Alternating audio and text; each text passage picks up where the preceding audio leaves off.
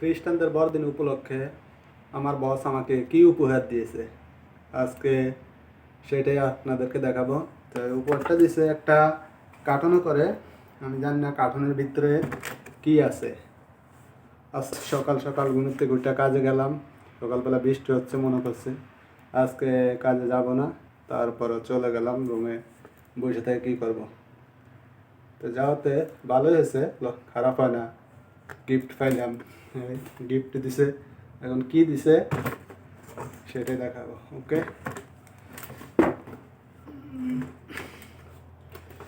যদি আমি খুলি না, জানি না কি আছে, খুললে দেখতে পারবো কি আছে। ওকে, আপনারা দেখতে থাকুন। আরে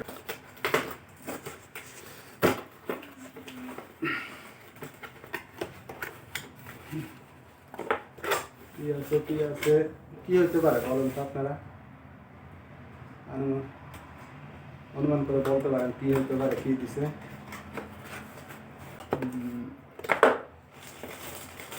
উপরে লেখা আছে দলছে, দলছে বলতে বোঝা ইতালিয়ান ভাষা, দলছে বলতে বোঝা মিষ্টি কিংবা ক্যাশকাশি। এই এটা হচ্ছে একটা কেক, এটা হচ্ছে একটা কেক। আরো কিছু আছে দেখা যাচ্ছে, রাখি এর সাথে কি আছে, এগুলো কি জুকেরো, জুকেরো চিনি, চিনি চিনি আর কি আছে, আরো আছে কি দিচ্ছে এটা দেখেন।